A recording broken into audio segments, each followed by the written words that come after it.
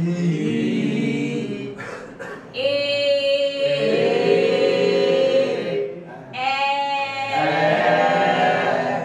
একটি বোঝার কথা আছে, অন্যগুলো তেমন সমস্যা না হলেও এই এ আর এ এটা বেশ কঠিন।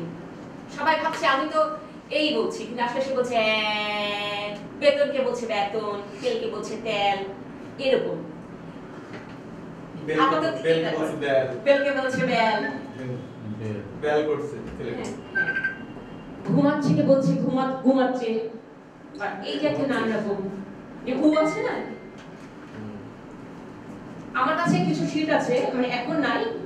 আরেকটা কথা বলি যে আমি আবৃত্তির প্রশিক্ষক হিসাবে আছি প্ল্যান 2025 এ। সেখানে বাচ্চারাও আছে, বড়রাও আছে। আর এখানে আসতে পেরে আমি সত্যি আনন্দিত যে বাচিক শিল্প নিয়ে কথা বলছি, আবৃত্তি না, একেবারেই ভিন্ন একটি ব্যাপার।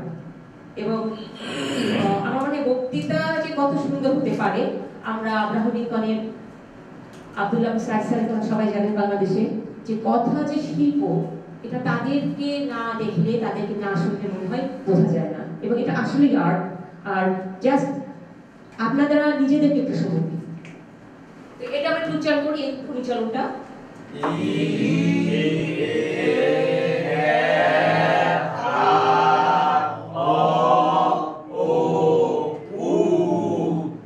এরপর চেষ্টা করবেন এক দমে কতক্ষণ ই ধ্বনিটা উচ্চারণ করতে পারেন।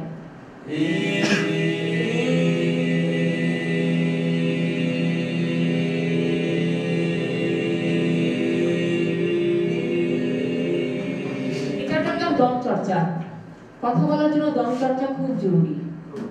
আমরা এটা অনেকেই বুঝতে পারি না যে কথা বলবো দম চর্চা কেন, কিন্তু এটা যতটা করবেন নিজেরাই বুঝতে পারবেন। কারণ দম চর্চার সঙ্গে আছে একেবারে প্রয়োজনীয় বিরতি, বিরাম চিহ্ন। আচ্ছা, এটা গেলে আরেকটি জিনিস আমি একটু দেখাই।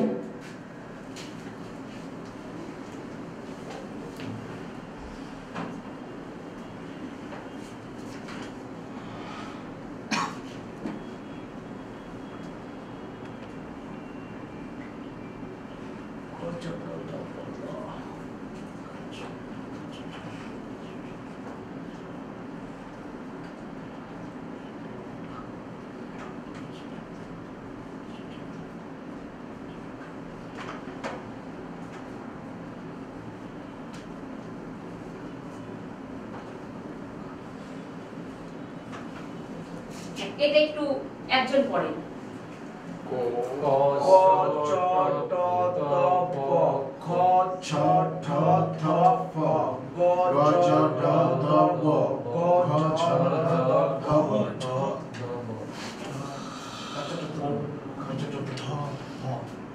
এটা আর এইটা, এই 1 আর 3 নিয়ে কোনো সমস্যা নাই।